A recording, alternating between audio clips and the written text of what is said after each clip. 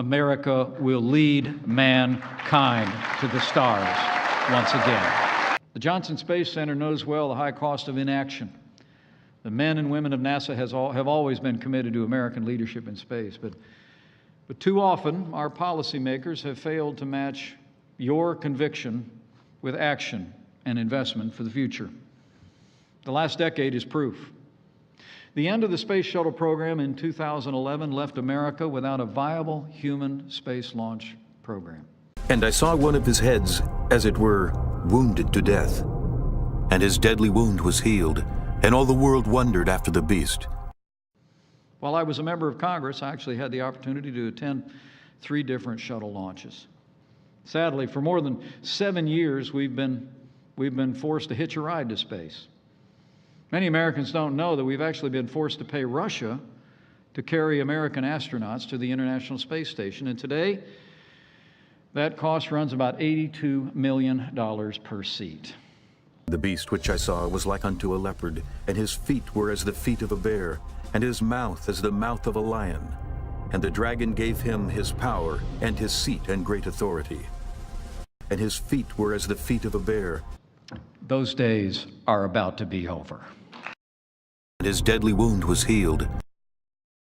I'm going to make you a promise. Soon and very soon, American astronauts will return to space on American rockets launched from American soil.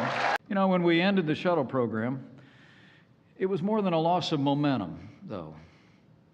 It was really a tremendous loss for America's space workforce. The first was like a lion and had eagle's wings. I beheld till the wings thereof were plucked, and it was lifted up from the earth, and made stand upon the feet as a man, and a man's heart was given to it. The end of the Space Shuttle program meant that many of our leading researchers, technicians, and space professionals no longer had a mission. Here at the Johnson Space Center alone, some 3,200 contractors were laid off.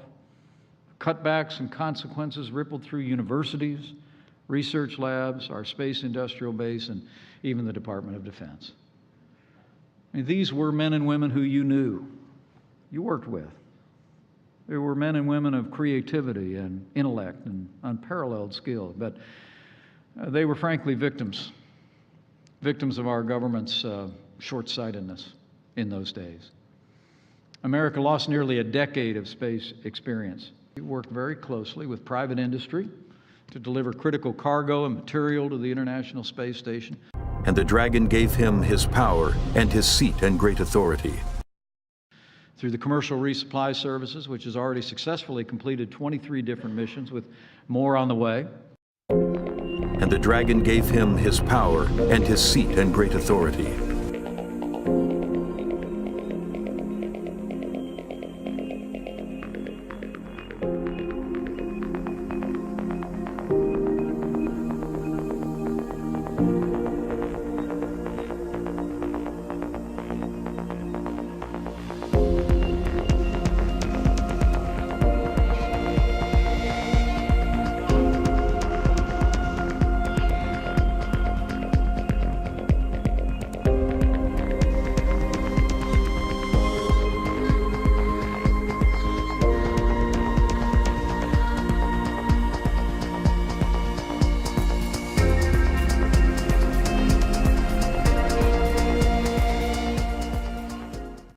As we speak, you're making remarkable progress on the Commercial Crew Program. Earlier this month, as President Trump celebrated himself, NASA announced the astronauts who will conduct the first flights on Boeing's Starliner and SpaceX Dragon, and they'll be going as early as next year. America will not ever abandon the critical domain of space.